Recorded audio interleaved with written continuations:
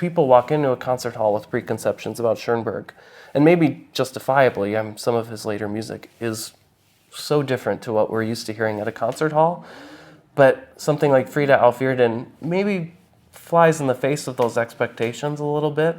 People see Schoenberg as a scary word, but when you hear something like Friede auf Erden or many of his other pieces, they're not so scary. And Friede auf Erden, I think, deserves some distance from the atonal stuff that came later.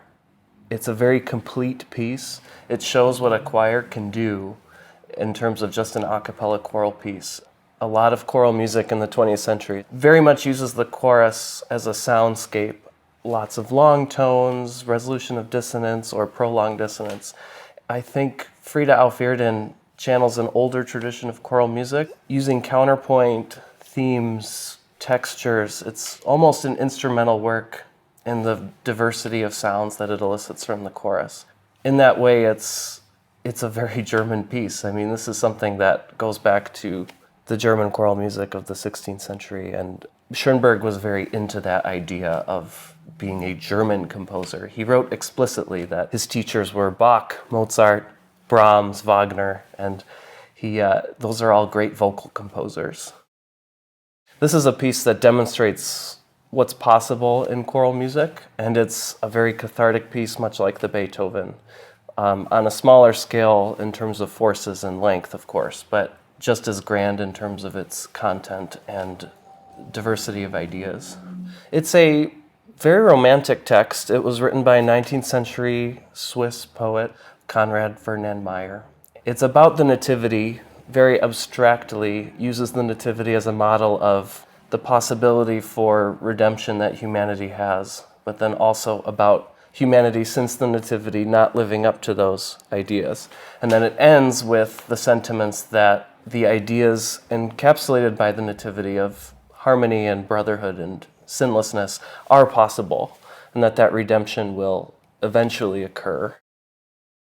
It introduces the ideas of conflict between humans, but then uses the same imagery of conflict in terms of war and battle, but now serving a good purpose. So flaming sword of right, that kind of thing. So it twists that a little bit to a redemptive quality at the end.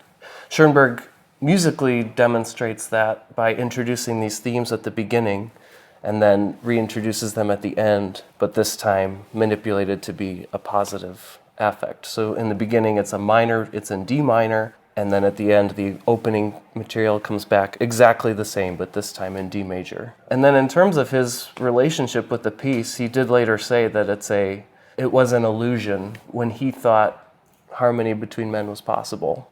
So by that statement, we can maybe assume that he did think it was possible when he wrote it, and it was an idea for him of peace.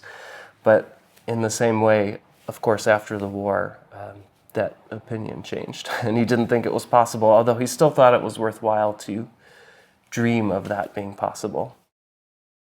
So it's an extremely challenging piece, not just because of the pitches, but technically.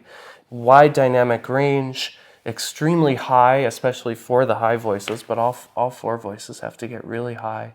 But it's so worth it for the performers. I think it's really rewarding for audiences too, who may not, I don't know how often it's performed, but I suspect not very often because of those challenges. So anyone lucky enough to hear it live should appreciate how not common that is, and then I think they'll also gain a lot from the experience of listening to it. It's quite a cosmic amount of subject material packed into just 10 minutes or so of music.